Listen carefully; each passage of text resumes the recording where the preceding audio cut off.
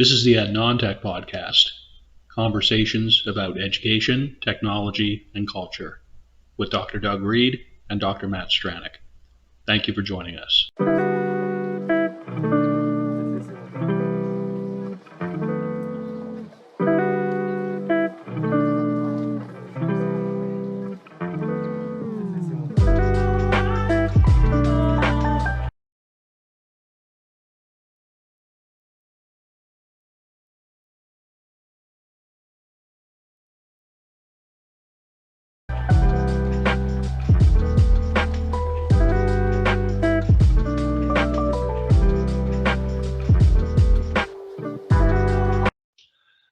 Hello, everybody. Welcome to the latest in our series of Ed Non-Tech Conversations. So as opposed to the inestimable Dr. Doug Reed, I'm joined here. I'm really pleased, beyond pleased, to have a guest of a certain stature in the field of e-learning. We have Dr. Nicole Johnson, and your institute has a bit of an unwieldy acronym, I gotta say, and I swore that I wasn't going to practice it, but I also made a point of having it in the Google Doc.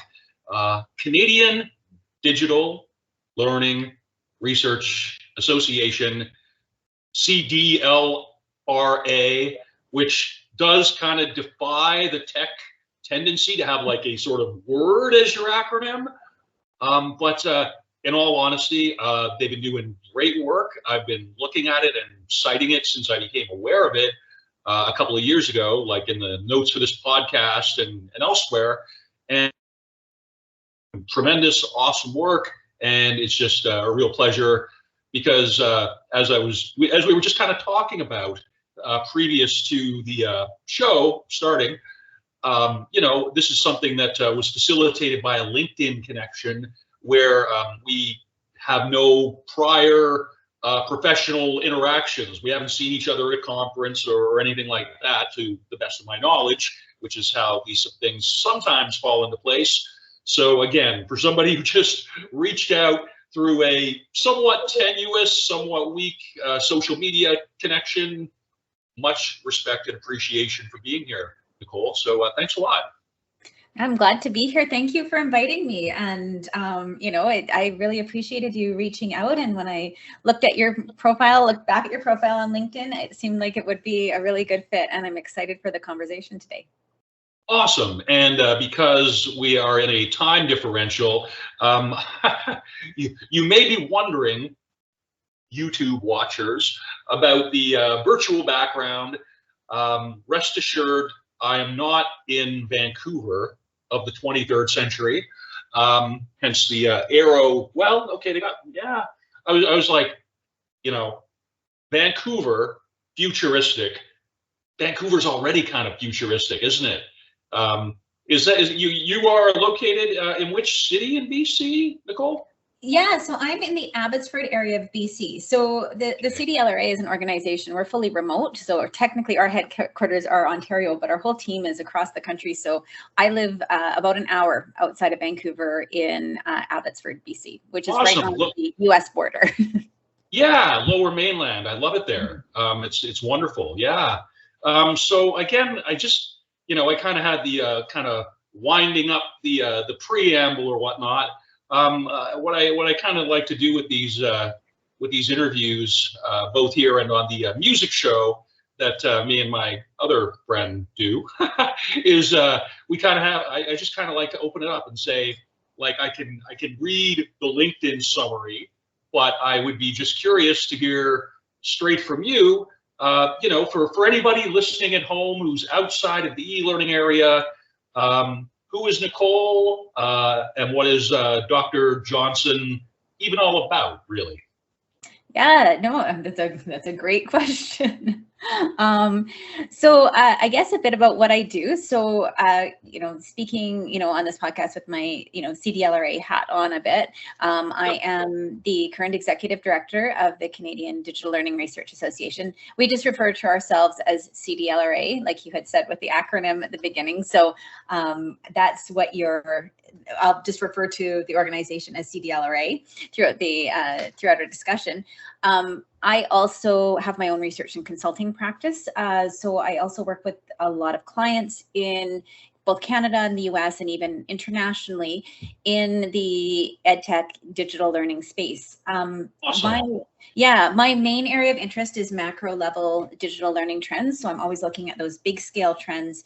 Done a lot of work recently on AI, work on the futures, like looking at the future of online learning or digital learning, I should say. I've done work on defining terms and a lot of work on faculty experiences in the sector, and especially during all the changes that happened during the COVID-19 pandemic. And then I also have a personal interest as well in informal learning and just how we learn things online when we're searching the internet and doing all the things that we do in this digital age. How does that impact how we learn? So a lot of interests, but all sort of big picture interests in what I do. That is absolutely fantastic. And I actually have, just because there's so many different ways that we could sort of go into this conversation through what you just described, I am going to be somewhat diligent in trying to get the 5 questions that I have in the Google Doc for the benefit of the wider listenership, as opposed to what I just may personally find interesting, even though, all of it is extremely interesting to me. But I did want to just, as you mentioned, with the organizational resources, with the what do we call it, the pivot? Do you call it the pivot? How do you refer to the emergency transition to e-learning? Because I found your resources, particularly the terminology, as extremely helpful. Coming out of that period where like people are like, well, I'm calling it hybrid, or I'm calling it, like remote or whatever. I'm just like, let's just cleave all of that out and use a shared terminology, just so that institutional things can actually function from a shared set of, terms, etymology, whatever. So I just major shout out to that whole project. I know you're doing tons of other stuff, but I just want to really give credit to where credit's due for something that I found extremely practical, timely, and useful, actually. So there. Sorry to go on a bit of a tirade during the quote unquote interview. So I guess though my scripted question now, actually, to reel it back in, I noticed that you started out as a phys ed educator in your teaching career, and then there was sort of about a 10-year, according to LinkedIn, mind you, there's about a 10-year period, between completing that study and then moving on into master's, where you sort of launched off formally into, the e-learning and instructional design, or that space. I just wonder then, like, was there sort of an aha kind of moment for you that triggered that, or was it more like an accumulation of things in your practice, or some other way? I'm curious what led you into e-learning. Yeah, that's a really good question. I don't know that I've ever been asked that in an interview before, so thank you. It's got a unique answer. So you're right. I actually started my career in K-12, teaching middle school of all things, and I've always felt like that actually is one of the best things that has given me, helped me as a speaker, because I feel like if you can speak to 11 and 12-year-olds every day and keep them engaged for those 5 hours a day on different topics, it's tough. Very tough.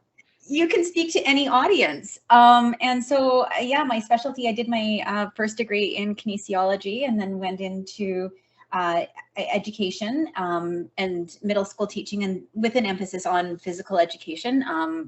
And again, kinesiology was another base degree that I found really, really helpful. I've used my knowledge from that throughout my life, even though I'm not in the field anymore.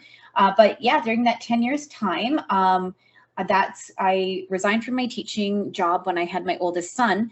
And during that time, I think right before I resigned from teaching, we were starting to have like classroom websites and stuff. So I was doing some technology things that I found really interesting during that time. And then, you know, I was busy for a few years at home having young children, you know, and taking care of them. But I found I wanted something more. And during that time, I was starting sort of a bunch of entrepreneurial ventures, little things, whether as I got more into tech, doing like web design or things for people on the side. And I had a blog for years that no longer exists, which maybe is a good thing. I don't know that I want people looking at that if it did, but I had a product review blog for years, and I had a wonderful business partner that we worked on together, and we would test parenting products out. And so I was really in that.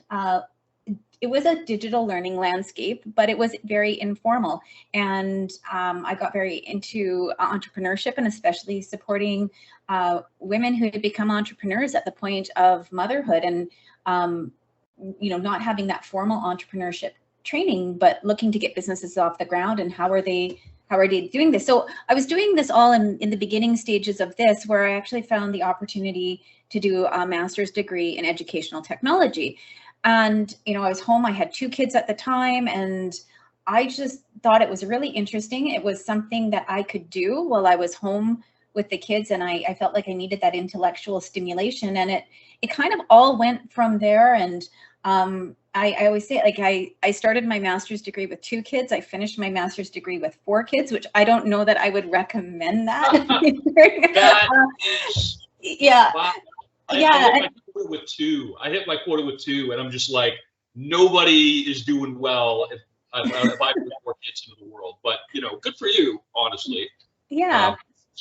That's so impressive to me, just because, like, I'm always curious, because, like, within our, you know, field, so to speak, people just come at it from so many different areas, because it's always like a secondary. There's very few people who just kind of, I don't think I've ever met anybody who started out like in the B.Ed is like, I'm going to be an educational technologist.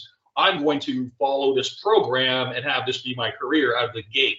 I don't think I've ever experienced that almost. So, I mean, it's fascinating, because like when my kid's mom had kids, she sort of, she was home for about 5 years, and she stepped into, you know, training of her own sort of variety, right? Taking the time when you have, you know, sort of a space around you outside of your typical professional milieu, right? Wherein you can kind of sort of envision where you might want to go forward, and especially in such a transitory time when you're bringing humans into the world. I mean, it's just, it's a really sort of pivotal, magical time, which anybody with kids doesn't need to hear about from me in the context of this interview.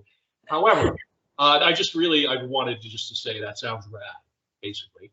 And if I can just sort of, again, kind of jumping into something that I found really curious when I looked at it on your LinkedIn within the past couple of days, when you went into your doctoral study, you studied through a European institution, right? A European distance open learning sort of institute. Am I reading that correctly? Yeah. And the next question would be, like, now that you're working because of your time with Royal Roads, and then subsequently to that, you know, what was the European e-learning sort of perspective relative to what you've experienced in Canada, if I can put it that way? Yeah, it's a really good point. And it was a really valuable experience. So yes, you're absolutely correct. I did my PhD through the Open University of Catalonia, which is in Barcelona. It's an excellent institution. It's an open institution. So it was really my first experience with open learning and, the accessibility that it offers, and much of the institution is online. And the fact that I could do my PhD, entirely online. Now, I did get the opportunity to go out and, visit down in Barcelona a few times, which was wonderful. I love Spain. Spain is awesome. Love it. It's a beautiful, beautiful place. But, I found the one thing I think with our digital learning and our, the distance learning world, particularly, and the open learning, distance learning, it's very interconnected on an international level. So much there's a lot of overlap between the programs that happen, in Canada or in Europe or, all over the world, really, in this space, because the people who are leading and running these programs are very interconnected. And they're, I have, through that experience, I've gotten to know fantastic colleagues from around the world. And there's a lot of collaboration that happens, not just within, within the country, but globally in this space. And I think that there's a lot of global input that goes into these programs. And certainly a lot of us know each other from around the world in that space. And it's a really great group of people. I thoroughly enjoy being part of that community. And it made the transition into the Canadian space very easy. I was fortunate to start working with Dr. George Valencianos at Royal Roads while I was doing my PhD. And excellent. He is an outstanding, well-known researcher. I mean, again, for the people at home who, are just checking this out from outside the field, you got to know this is a very significant thing, because George, I'll call him George, he's not here to tell me otherwise, he's such an accomplished and visible figure. I understand he's back, in the States now, but for the time that he was at Royal Roads, I mean, it was close to 10 years that he was there, wasn't it, or thereabouts? Yeah, I think so. I can't answer for him, but I feel like that sounds right. Yeah, But so he was that's just fantastic. That must have been a really amazing experience. Yeah, it really was. And he, was a fantastic mentor. So to have that mentorship from, him on the Canadian side while I was doing my PhD on the European side, it really brought things together. And it was a really rich experience. And certainly having, those mentors and those influences come into the space was huge. And of course, I was still doing my PhD when I started at the CDLRA. I started as on a short-term contract as a research associate, and over 5 years later, here I still am. But in that process too, I was able to again work with and have mentorship from really wonderful, experienced scholars in the field as well, including Dr. Tony Bates and also Dr. Jeff Seaman in the US, and again, numerous scholars like the CDLRA board over the years, and the initial people who created the organization. It's a group of fantastic, well-known, accomplished scholars from across Canada and the US, and certainly I've been very fortunate in terms of who I've had mentor me over the years, and that's played a big role in terms of who I am and my approach to research and what I do today. That is such an amazing trajectory, and it just that's sort of I when you think about the cool potential for open learning, you're thinking about the emergence of networked learning, so to speak. And so actually taking these contacts and sort of you mentioned this word mentoring a few times just in these past 17 odd minutes, and I think that really speaks to something that for people just kind of entering the field, maybe that's something that they may find lacking. I mean, I've been in situations where mentorship was simply not there, and I improvised to whatever level of success. But I mean, again, just sort of the difference between having mentorship in your role and not is, a major thing. And before I start asking you about the organization initiatives that you're involved in, and because that's definitely what we want to get into, I just would like to ask, I didn't quite get the total nuance of your doctoral work? Yeah. Does it inform what you're doing now? I mean, or did it set you up for what you're doing now, or overlap, or help you transition, like in and of itself, like the phenomena, the study? Did you want to perhaps just let the people at home who don't have LinkedIn in front of them to look at it? I would say the answer to that is yes, yes, yes, and yes to all those questions. Awesome. Yeah, it really did inform. So I was really fortunate too. So my supervisor at WOC, which is what the Open University of Catalonia is called for short, Dr. Albert Sangra, he was great in letting me pursue a topic that was close to my heart, which was the informal learning, and how entrepreneurs who are mothers, who are gaining these skills, to developing entrepreneurial competencies, and how that is impacting their capacity development. And to be doing that work at the same time that I was doing work on, research work related to formal learning with George, and then coming into this Canadian space and looking at that macro level, it really gave me a good understanding of, or I don't know, good but unique understanding of how we learn. And really that one of the foundations that I worked with my PhD was the notion of a learning ecology, and understanding learning from an ecological perspective. And that is so rad. I'm sorry, I don't want to just jump in and talk on top of you, but just a total quick aside. When I got into the role that I just ended, my previous role, one of the first things I did as a learning and development specialist was like conceptualize an ecology of what, the laying a foundation using good organic, living metaphors to inform any subsequent development that I was involved in. So when I hear you speaking about that kind of visioning, I just, something really sparks there for me. So again, I do apologize. Proceeding from there, you had a pretty straight line almost from where you were studying and then into what you're kind of doing now.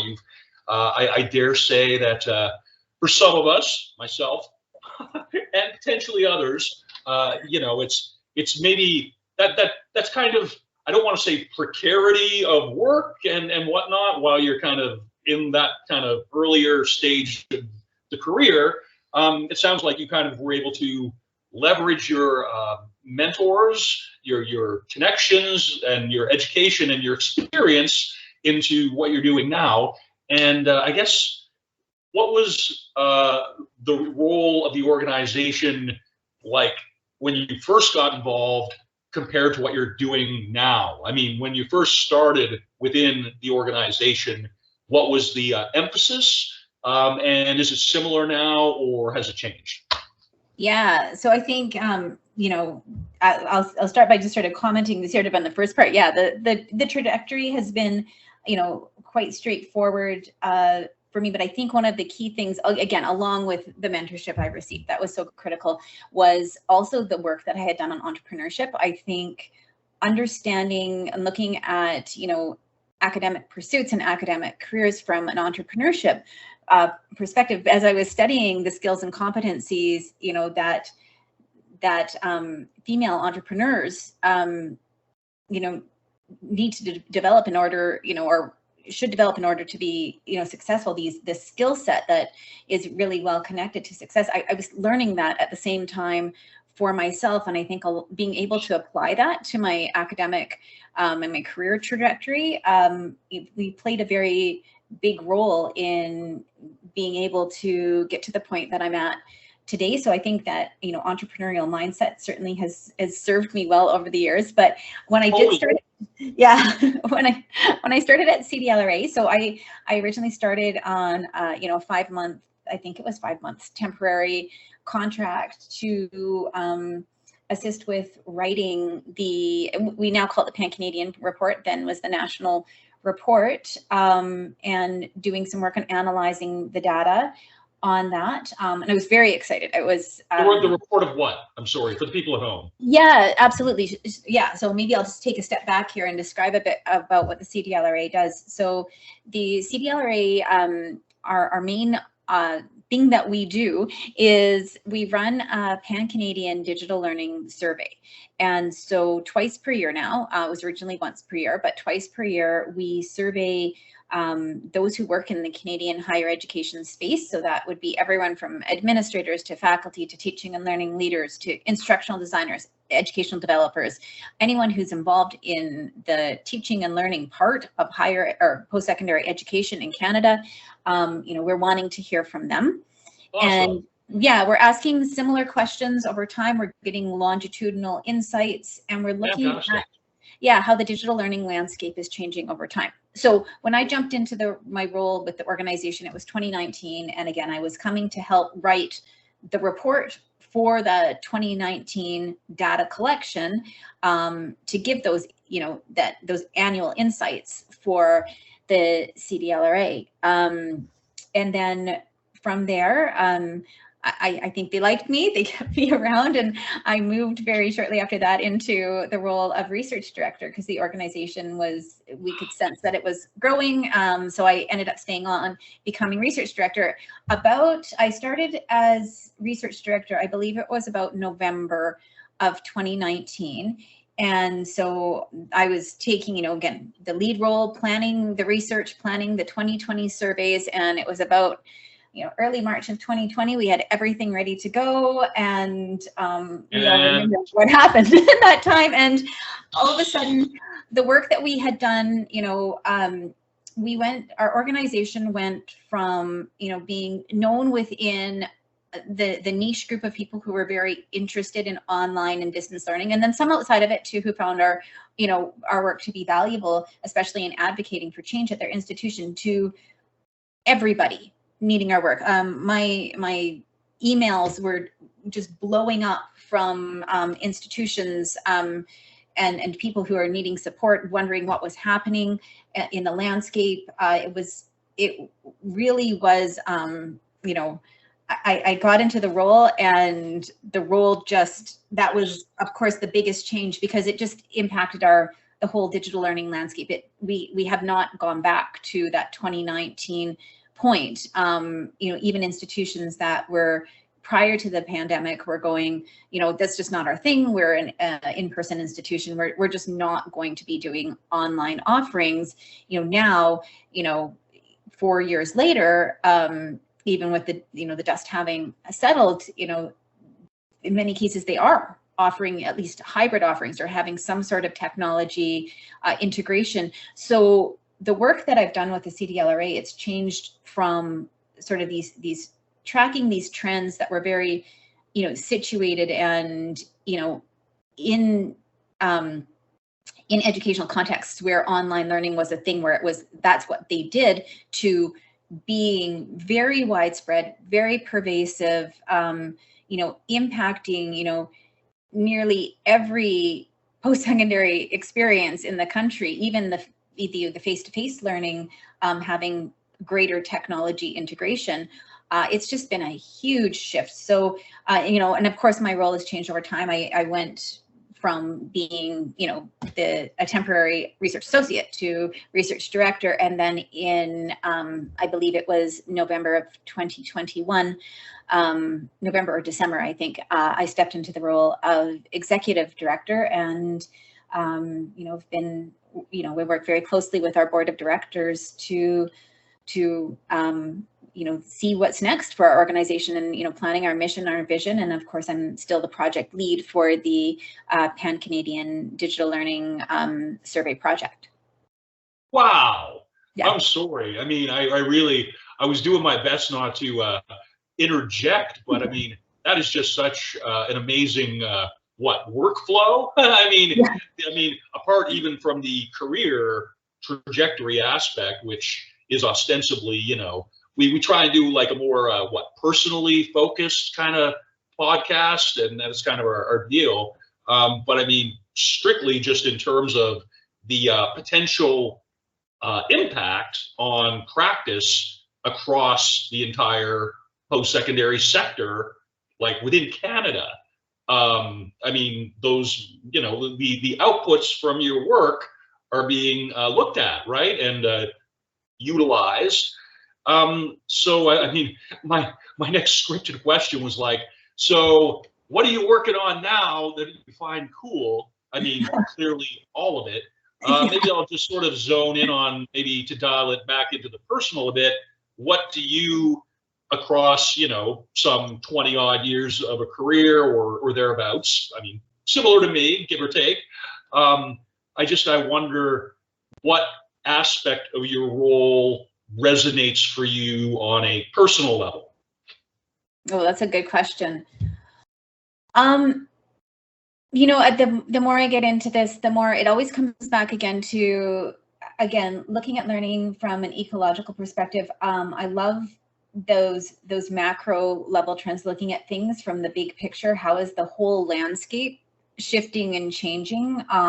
Taking that bird's eye view, I find that really cool, and I think it's fun because as new technologies come in, or, you know, AI, I wouldn't necessarily call it a new technology, but it's certainly a newer topic of, you know, big conversation, just with the ChatGPT and the widespread uptake of it now, especially by students, but faculty. I find that fascinating, but it's beyond that. I love seeing how this is impacting our learning, how it impacts our systems of education. I love seeing the entrepreneurial ventures that can emerge in this landscape, and really, you know, work in conjunction with institutions to improve this student experience. I think it's always interesting that, you know, beyond, we always use, or not always, you know, but there's this tendency historically in education to use, you know, in-person, you know, traditional learning as sort of our gold standard to measure things by. And I'm always challenging people to move away from that, you know, move away from comparing online to in-person, because, you know, what made that in-person, you know, the correct standard? You know, I've done my fair share of both in-person and online learning, and you know, I feel like I've experienced the best and the worst of both types, of all types of modalities in my experience. And I think one of the cool things that I'm really seeing in this space right now, which has been directly related to online programs coming in and then conversations about quality for online, is this broader conversation about quality across the sector, just in terms of how learning is being taught. And as online learning itself becomes less of this separate and unique entity, and digital learning and incorporation of technology and learning becomes just more pervasive and part of what we do and how we learn, you know, this conversation of quality still keeps coming up, and what makes a quality learning experience. And there's just so many cool ideas coming about this. And then when we look at how we learn, both formally, informally, and again, this whole ecological perspective, that just fascinates me. And I think as I, you know, decide what I want to do when I grow up, I think we all get to say that no matter how old we are.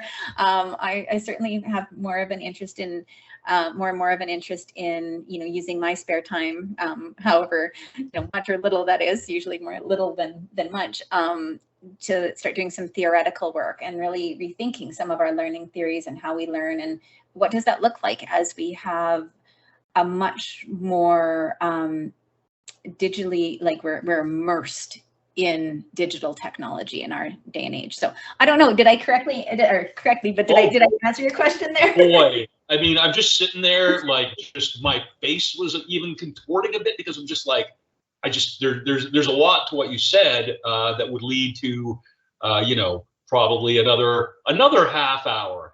And I just would like, you know, my first, okay, just a practical question, but I'll put an anecdote in front of that. The anecdote for me is, I mean, you mentioned your kids. I have teenagers. I got 2 teenagers who are on the opposite side of the country from me, and boy, oh boy, like, if it weren't for the smartphone, our connection, the two, between me and my two kids, would just be a completely different entity than it is now. And having the ubiquitous internet, my kids were born in 2009 and 2012. They have not known a world without internet everywhere, all the time, high speed.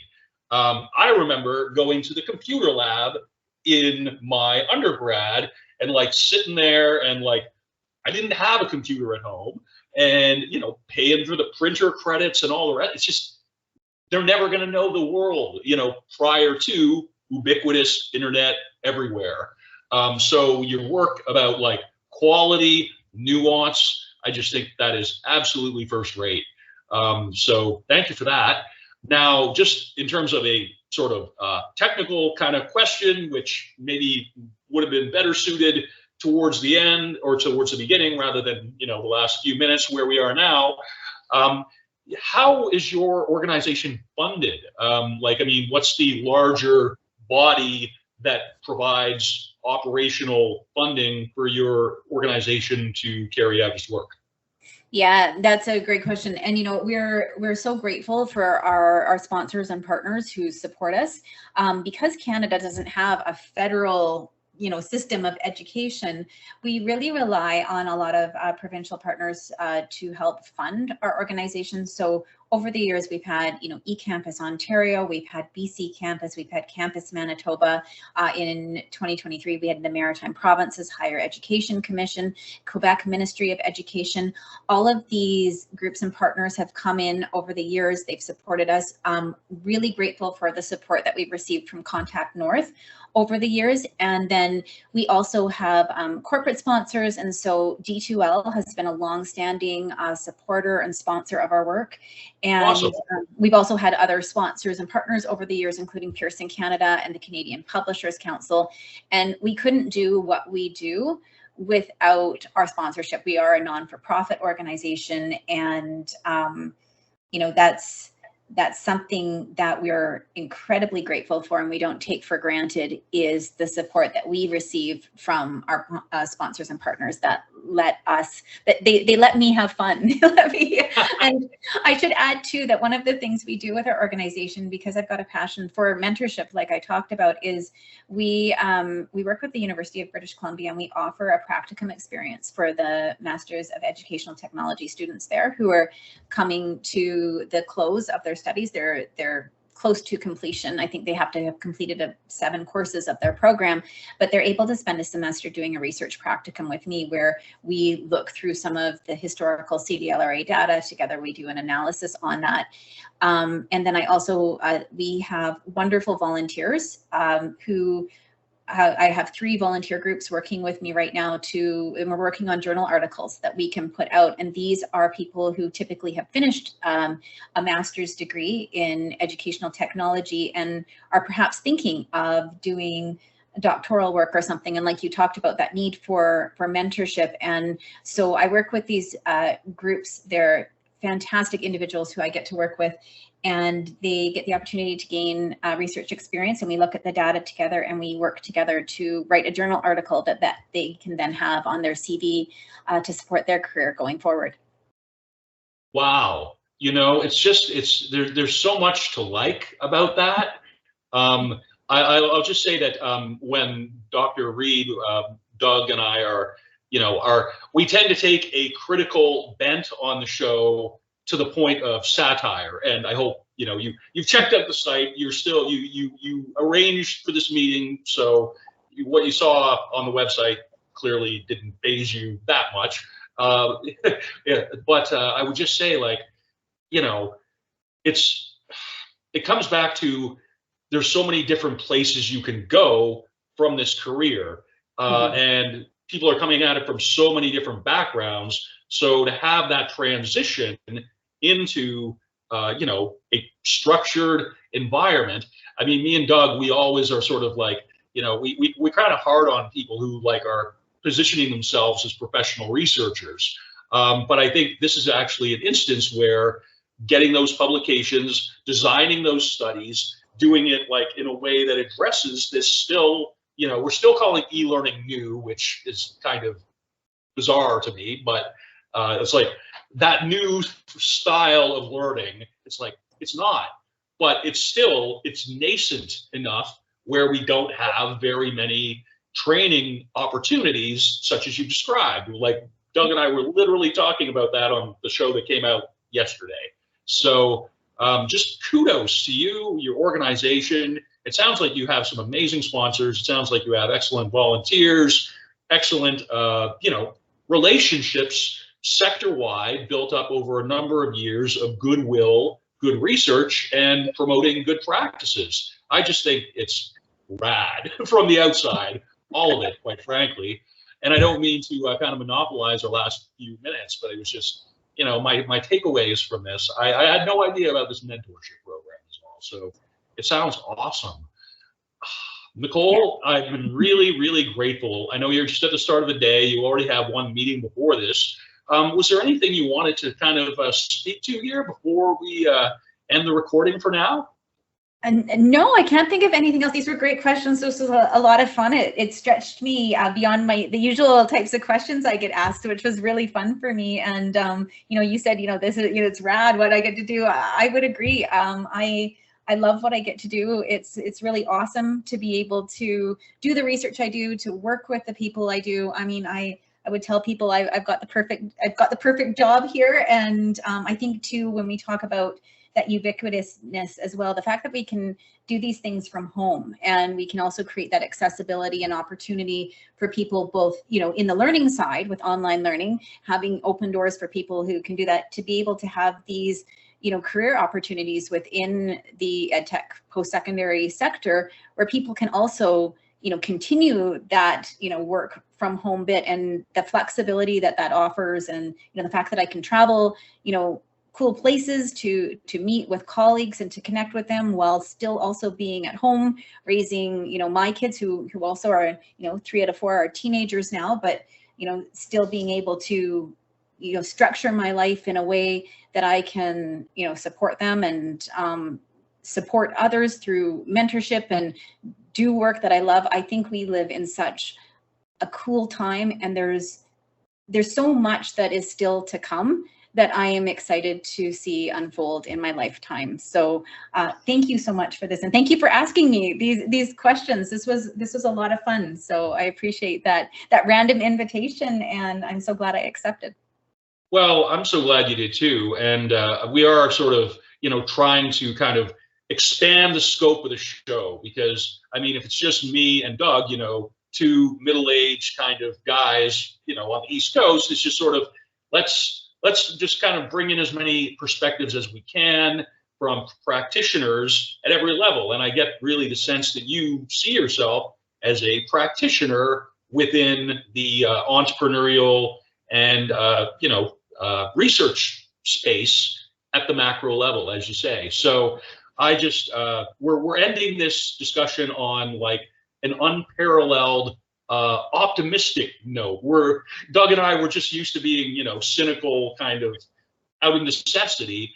I'm deeply pleased to be able to kind of go out on a note that is actually optimistic about the futures of technology, rather than just sort of being pessimistic out of necessity. So really, thanks a lot for being here. It's been awesome, and yeah, I just am grateful very much, Nicole. So thank you. Thank you very much. I'm going to end the recording now, folks. Bye from me. Take care, everybody.